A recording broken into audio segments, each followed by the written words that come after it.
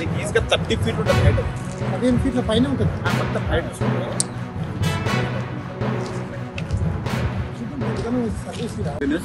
ఉమ్మడి పాలమూరు జిల్లాలో కల్వకుర్తి పట్టణంలో నిమజ్జనం ఉన్న సందర్భంగా ఇక్కడ ఉన్నటువంటి మున్సిపల్ శాఖ, పోలీస్ శాఖ ఆధ్వర్యంలో ఏర్పాట్లను పూర్తి చేయడానికి అధికారులు ఇక్కడ పర్యవేక్షిస్తున్నారు.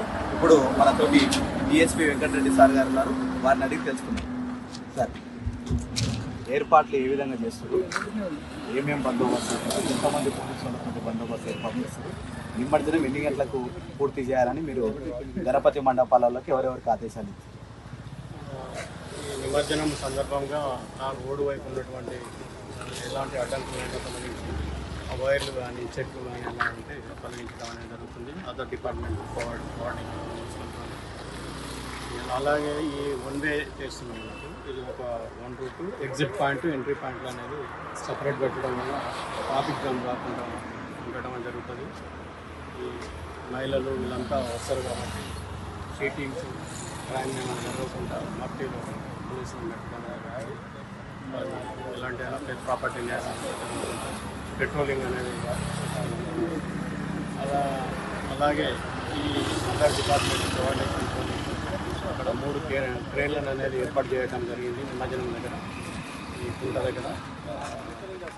గతంలో 60 విగ్రహాలు ఈ కుంటలో పడిన పెద్ద పెద్ద విగ్రహాలు.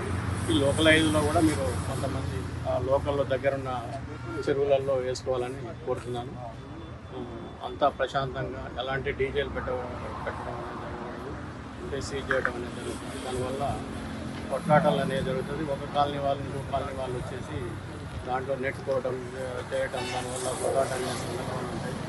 కాబట్టి డీజేలను ప్రోత్సహించడం అనేది జరుగుతుంది, డప్పులను ప్రోత్సహించాలి. ఉమ్మడి పాలమూరు జిల్లాలో కల్వకుర్తి పట్టణంలో గురువారం నాడు అంటే 9 రోజులకి నిమజ్జనం ఉండడంతో నిమజ్జనం ఏర్పాట్లను అధికారులు పర్యవేక్షిస్తున్నారు. ఇప్పుడు మన దగ్గర మున్సిపల్ కమిషనర్ గారు ఉన్నారు, వారిని అడిగి తెలుసుకుందాం.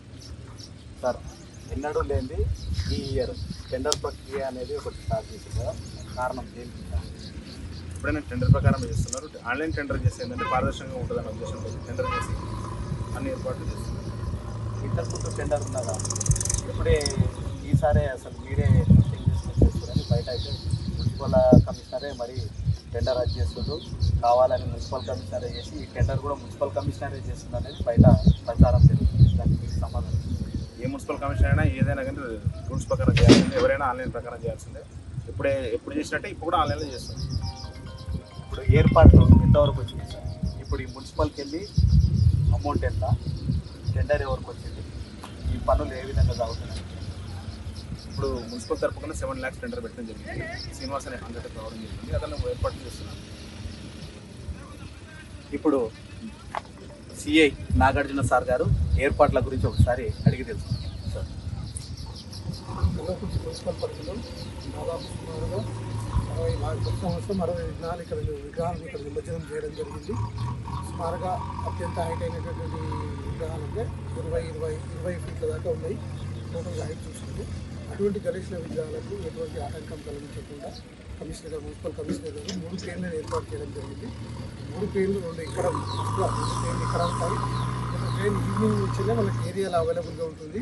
ఎక్కడైతే పెద్ద పెద్ద విగ్రహాలు అంటే నిర్వాహకులకు లిఫ్ట్ చేయలేనటువంటి విగ్రహాలు ఉంటాయి, వాటన్ని ఆ ట్రైన్ ద్వారా లిఫ్ట్ చేసి ట్రాక్టర్ పైన పెట్టడం కానీ లారీ పైన పెట్టడం కానీ జరుగుతూ ఉంటుంది. ముఖ్యంగా నిర్వాహకులకు సూచన ఏంటంటే వీలైనంత వరకు సాయంకాలం మీ ఏర్పాటు పూర్తి చేసుకోండి. తెల్లవారుజాము లోపలనే వీలైనంత వరకు అన్నీ కూడా విగ్రహాలను నిమజ్జనం పాయింట్ దగ్గరికి వచ్చినట్లు చూసుకోవాల్సిందిగా అందరినీ నిర్వాహకులను కోరుతున్నాము.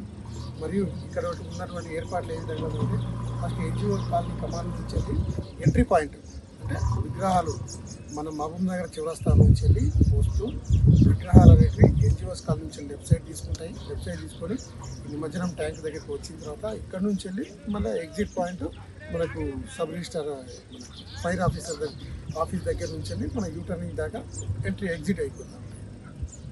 సార్, నిమజ్జనం చేసేటువంటి వినాయకుల మండపాలలో ఎన్ని గంటలకు తీయాలని చెప్పారు, ఎంతవరకు టైం ఇచ్చారు, డీజేలకు అనుమతి ఉందా, వాళ్ళకి ఏమేమి సలహాలు సూచనలు? డీజేలకు అయితే అనుమతి లేదు. డీజే అనేది ప్రొహిబిటెడ్ వర్డ్, అది మనకు గైడ్లైన్స్ ప్రకారంగా డీజే అనేది నిషేధము. మనం ఎప్పుడు కూడా గౌరవ న్యాయస్థానాల ఆదేశాలను తప్పకుండా పాటించాలి. కాబట్టి దయచేసి నిర్వాహకులకు వినతి ఏంటి అంటే డీజేలను యూజ్ చేయకండి. వాటి స్థానంలో సౌండ్ అంటే బైక్ బాక్సులు కానీ సౌండ్ సిస్టమ్ కానీ అటువంటివి ఏర్పాటు చేసుకోండి. డీజేలు మాత్రం ఎట్టి పరిస్థితుల్లో అలౌ చేయలేదు. విగ్రహాల నిర్వాహకులకు గణేష్ చవితి నిర్వాహకులకు అందరికీ సూచన ఏంటి అంటే వీలైనంత వరకు మీ యొక్క ఫెసిలిటీస్ని బట్టేసి వీలైనంత వరకు సాయంకాలం 5 గంటల నుంచి 6 గంటల నుంచి మీరు స్టార్ట్ చేసినట్లయితే రాత్రి 7, 8, 9 గంటల లోపల మీకు విగ్రహాలు అనేవి ట్రాక్టర్ పైన కానీ మీ యొక్క వాహనం పైన వచ్చేసినట్లయితే అక్కడ నుంచి శోభాయాత్ర మంచిగా అంటే కన్నులో పండుగగా ప్రతి ఒక్క భక్తుడు మరియు కలకుర్తి పట్టణ ప్రజలందరూ కూడా మీ యొక్క గణేష్ని శోభాయమైనటువంటి గణేష్ని వీక్షించడానికి అవకాశం ఉంటుంది. ఏ రాత్రికు 2 గంటలకు 3 గంటలకు తెల్లవారుజామున తీసినట్లయితే ఎవరు అవైలబుల్ ఉండరు. ఆ టైంకి మీ యొక్క విజ్ఞానాయకుడి యొక్క వీళ్ళంతా తీసుకోవాల్సింది. ఇప్పటివరకు ఎంతమంది పోలీసులను బందోబస్తు ఏర్పడుతున్నారు?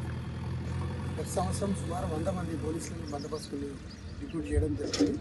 ఈసారి కూడా మనకు జిల్లాలో ఎస్పీ గారి ఆదేశాల మేరకు డిఎస్పీ గారి ఆదేశాల మేరకు ఇతర పోలీస్ స్టేషన్ పరిధి నుంచి కూడా మనము బందోబస్తు కోసం కలకుర్తి పోలీస్ స్టేషన్ పరిధికి పంపించుకుంటుంది.